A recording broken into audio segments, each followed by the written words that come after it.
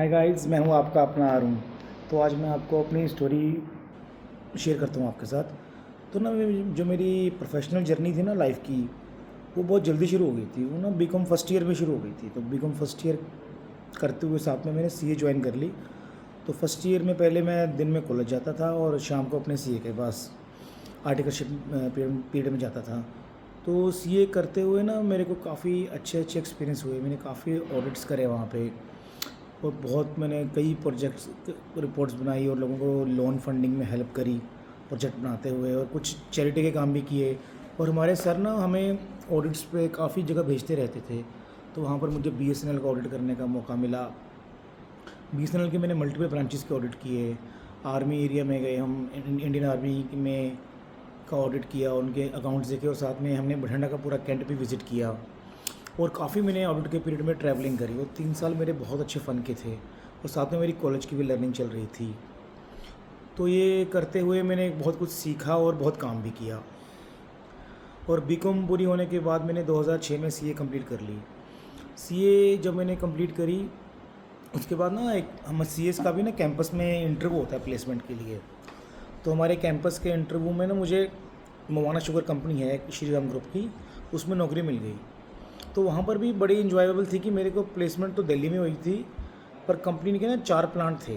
एक तो केमिकल का प्लांट था और 3 प्लांट शुगर के थे। तो कंपनी ने हमें चारों प्लांट घुमाए।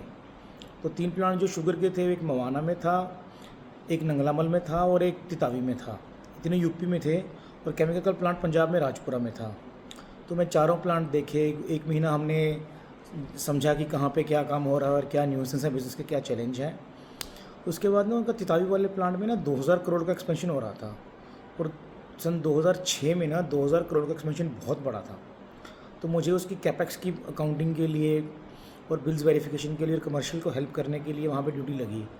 तो सारा बिल प्रोसेसिंग, बिल अप्रूवल का काम मैंने किया वहाँ पे, और साथ में उसकी प्रोजेक्ट की मैंने कैपिटलाइजेशन करी। तो ये काम मेरा वहाँ पे चल रहा था। पर वहाँ पे ना थोड़ा सा इशू क्या था कि ना मेरे को लॉजिस्टिक्स में बड़े इशू होते थे। वो एक थोड़ी सी रिमोट लोकेशन थी, और जब मुझे घर जाना होता ना किसी फंक्शन के लिए, तो मेरे को बहुत ट्रैवल करना पड़ता था। और वहाँ पे 2 इंसिडेंट हो गए थे गन फायरिंग के। फार्मर्स ने ना शुगर मिल में गन फायरिंग कर दी थी। तो उसके डरते हुए ना मैंने अपनी थोड़ा सा, देखो डर तो सबको लगता है, जब गन चलती है आपके पास तो फटती है आपकी।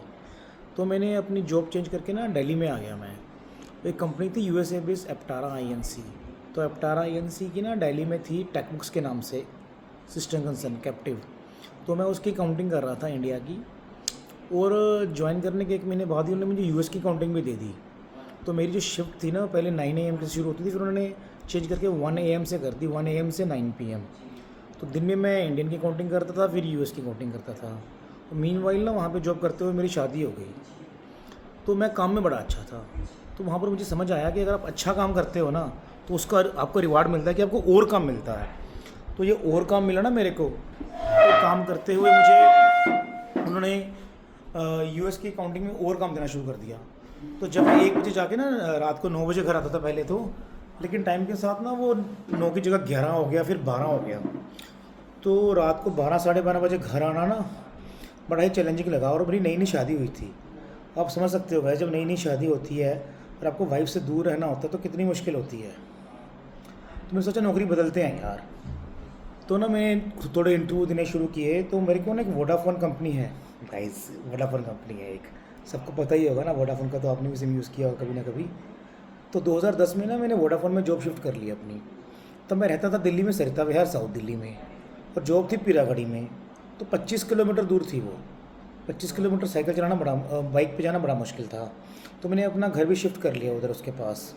वोडाफोन में मैंने बड़ा एंजॉय किया, बहुत काम किया। मतलब वर्किंग आवर्स थे कि सुबह 9 से लेकर रात को 11 बजे तक। क्यों? वही पुरानी बीमारी, जब काम में अच्छे होते हो तो आपको रिवार्ड मिलता है मोर वर्क, मोर वर्क। तो काम कर रहे थे, समझ रहे थे, फ्रेमवर्क देखे, नहीं नहीं। तो ना मेरे पापा बिज़नेस करते हैं एफएमसीजी प्रोडक्ट्स का। तो मैंने देखा यार जो कॉर्पोरेट्स में सिस्टम बने हुए हैं, एसओपी बने हुए हैं, सारा काम तरीके से होता है। लेकिन जब मैंने फैमिली में देखा ना, जो बिज़नेस फैमिली थी, मेरी पापा, मेरे ताया जी, अंकल्स या और बिज़नेस मैन ना, वो कोई सिस्टम से तरीके से काम नहीं करते थे। सब कुछ ओनर पे डिपेंडेंट था। तो मैंने समझा यार जो सिस्टम हम कंपनी में देखे ना, कॉर्पोरेट में, तीनों कंपनी में देखे मैंने, वो मैं स्मॉल बिजनेसमैन को सिखाऊं। तो मेरे को लगा ये करना चाहिए। तो मैंने प्लान कर लिया कि मैं जॉब छोड़ूंगा। तो मैं अपनी जॉब छोड़ के ना वापस आ गया अपने होम टाउन में। मैंने सीए की प्रैक्टिस शुरू कर ली। तो बठिंडा में प्रैक्टिस करते हुए मुझे समझ में आया यार, यहाँ पर ना इन लोगों को ये सिस्टम फ्रेमवर्क समझ नहीं आ रहे। जो मैं बातें बता रहा हूँ उनके दिमाग के ऊपर से निकल रही हैं और अलाइन नहीं हो पा रहे ये। तो ना मैंने पंजाब में, ये कि ना चंडीगढ़ शहर है, कैपिटल है पंजाब की, तो मैं वहाँ पे मूव हो गया। वहाँ पर थोड़ा सा बिजनेसमैन मेरी बात समझ पा रहे थे और लेवल भी बिज़नेस का हाई था। तो मैंने सीए की प्रैक्टिस शुरू कर ली और मुझे अच्छे अच्छे क्लाइंट मिले और सब क्लाइंट मेरी बात से समझ रहे थे कि इनको सिस्टम चाहिए, इंटरनल कंट्रोल चाहिए। तो मैं इंटरनल कंट्रोल डेवलप कर रहा था और इंटरनल ऑडिट्स कर रहा था। तो ये मेरी प्रैक्टिस बढ़िया चल रही थी, काम बढ़िया चल रहा था। 2012 से लेके मेरा काम मतलब बढ़िया 2020 तक 21 तक चल रहा था। जब कोविड आया ना तो मैं घर में बैठा, तो मेरे को बिज़नेस काफ़ी हिट हुआ कि रेवेन्यू एकदम से कम हो गया। और जब कोविड के टाइम पे ना मैंने कोई नेटफ्लिक्स देखने में या मूवीज़ देखने में टाइम वेस्ट नहीं किया। मैंने बुक्स पढ़नी शुरू कर दी, बिज़नेस ऑटोमेशन की। टाइम था, बुक्स पढ़ने का कीड़ा शुरू से था मेरे को। तो बुक्स पढ़नी शुरू करी, समझा कि ग्लोबली क्या हो रहा है, किस तरह जो ऑथर्स की बुक थी कि बिज़नेस कैसे एक्सपैंड हो रहा है और क्या क्या नए नए फ्रेमवर्क आ रहे हैं और कैसे ना हेल्प हो सकती है बिजनेसमैन की और कैसे थिंग्स ऑर्गेनाइज हो सकती हैं। तो ये सब करके ना मैंने बुक्स रीडिंग कर रहा था, नॉलेज गेन कर रहा था। तो मैंने साथ में कंसल्टिंग थोड़ी सी शुरू कर दी ज़्यादा, तो लोगों की हेल्प की बिज़नेस कंसल्टिंग के अंदर। तो क्लाइंट्स को इंटरनल कंट्रोल के साथ साथ ना मैंने ओनर पे काम करना शुरू किया यहाँ पे। मैंने देखा कि ओनर को सिस्टमेटिक अगर होगा ना, अपने आप को ऑर्गेनाइज करेगा तो वो सारी टीम को ऑर्गेनाइज कर लेगा। तो मेरी कंसल्टिंग ओनर्स के ऊपर थी कैसे वो ऑर्गेनाइज हों और अपने आप को फोकस रख के काम करें। तो ये काम कर रहा था, तब ना ये काम मेरा बढ़िया चल रहा था, उसमें कोई दिक्कत नहीं आई। तो फिर ना 2024 या 25 में ना अराउंड एआई ने हिट किया। जब एआई आया ना तो सब ने एआई से बातें करनी शुरू कर दी। वो बिज़नेस ओनर्स ने, वो सब एआई से पूछते हम क्या करें क्या ना करें। जो हम एसओपीज बना रहे थे, फ्रेमवर्क्स बना के दे रहे थे, या कंसल्टिंग के लिए हम नॉलेज, इन शॉर्ट ज्ञान दे रहे थे, वो सारा ज्ञान उनको एआई से बड़ी इजीली मिलने लग गया। तो एआई से ज्ञान ले लेके ना सब ने बनाने शुरू कर दिए फ्रेमवर्क्स। बिज़नेस ओनर्स ने, मैं ये करूँगा, प्लानिंग शुरू कर दी। और लेकिन वो नॉलेज लेके इतने खुश होते थे, उनको लगता था हमने काम कर लिया ये सारा। जब ये हो रहा था तो मैंने देखा मेरे क्लाइंट्स मेरे से जा रहे हैं, तो कह रहे हैं यार जो तू बता रहा है वो तो एआई भी बता रहा है। तो चलो एक बार तो मैंने कहा कोई बात नहीं, देखते हैं हम। मैंने अपने आप पे काम करना थोड़ा और शुरू किया। मैंने कुछ और बुक्स पढ़ी तो मुझे समझ में आया कि क्या हो रहा है। जब फिर मैंने 3-4 महीने बाद दोबारा उन्हीं क्लाइंट से मिला ना, पुराने क्लाइंटों से, तो वो कहते हैं यार हमने एआई से नॉलेज तो बड़ी ले ली पर हमने उसको कुछ किया ही नहीं, कहीं कन्वर्ट ही नहीं किया, कुछ इम्प्लीमेंट ही नहीं करा। और नॉलेज ले लेके उन्होंने पता नहीं कितने ही फाइलें बना रखी थी, उनके प्रिंट आउट लेके उन्होंने सिस्टम बनाए, फ्लो चार्ट भी इवन कई क्लाइंट से बनाए हुए थे। लेकिन रिजल्ट क्या किया, इम्प्लीमेंट घंटा कुछ ही नहीं किया। तो ये देख के मुझे समझ में आया यार अपना ज़रूरत है कि ज्ञान देने की ज़रूरत नहीं है। ज्ञान तो लोगों के पास बहुत भरा भरा पड़ा है, हमें तो जो लोगों का ज्ञान है ना उसको इम्प्लीमेंट करना है। तो मैंने काम शुरू कर दिया कि भाई मैं आपका एग्जीक्यूशन कोच हूँ या आपके लिए इम्प्लीमेंट कराऊँगा चीज़ें।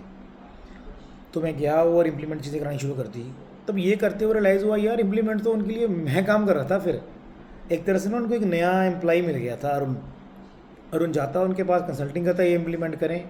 वो कह रहे हैं ठीक है हम कर लेंगे। 2 हफ्ते देखा कुछ इम्प्लीमेंट नहीं हो रहा। तो उनको ना जब इम्प्लीमेंट कराने के लिए मेंटरिंग कर रहा था मैं या कोचिंग दे रहा था, तो उनकी जगह बैठ के मैं ही चीज़ें इम्प्लीमेंट कर रहा था। मैं ही उनके लिए नई हायरिंग कर रहा था, मैं ही उनके लिए गूगल शीट्स बना रहा था, उनके नए नए फॉर्मेट्स बना रहा था और स्टाफ को कह रहा था कि ये भरो, फिल करो। तो ये करने के बाद मुझे समझ में आया यार अगर मैं ऐसे चीज़ करूँगा ना कि कहूँगा मैं इम्प्लीमेंट कराना है, एग्जीक्यूट कराना है, तो मुझे ही एग्जीक्यूट करना पड़ेगा। तो ये मेरा करंट फेज़ है। तो इस टाइम मैं सोच रहा हूँ यार कि मैं क्या करूँ। अगर मैं बोलता हूँ उनको कि मैं आपकी चीज़ें इम्प्लीमेंट एग्जीक्यूट करने में हेल्प करता हूँ, तो वो कुछ नहीं करते। वो तो अरुण को हायर करते हैं, उनको लगता है कि उनका काम हो गया और उनको हायर करके। तो बीओडीज़ फ्रेंड्स, मुझे आपकी हेल्प चाहिए ये बताने की कि मैं कहाँ में सही हूँ और कहाँ पे गलत हूँ, और जो मैं चीज़ ये कर रहा हूँ और ये किस डायरेक्शन में जाना चाहिए, और किस तरह मेरे को अपने आप को चेंज करना चाहिए या अपनी डिलीवरी मेथड को चेंज करना है या उसमें क्या इम्प्रूव करना है, वो आपने मुझे बताना है और अलाइन करना है मेरे को, ताकि मैं इसको और बेटर कर सकूं और लोगों की को इम्पैक्ट देके और लोगों की लाइफ चेंज कर सकूं और अपने आप को भी ग्रो कर सकूं। और जो मैंने बोला है अब तक आपको समझ में आ रहा है कि अगर आपको भी इस चीज़ की ज़रूरत है, मेरी हेल्प की ज़रूरत है, I am always with you, always there to help you. Arun आपका काम एग्जीक्यूट करवाएगा, पर आपने अरुण को एग्जीक्यूटिव अकाउंटेबिलिटी पार्टनर समझना है, अपना एम्प्लॉय नहीं समझना। Thank you.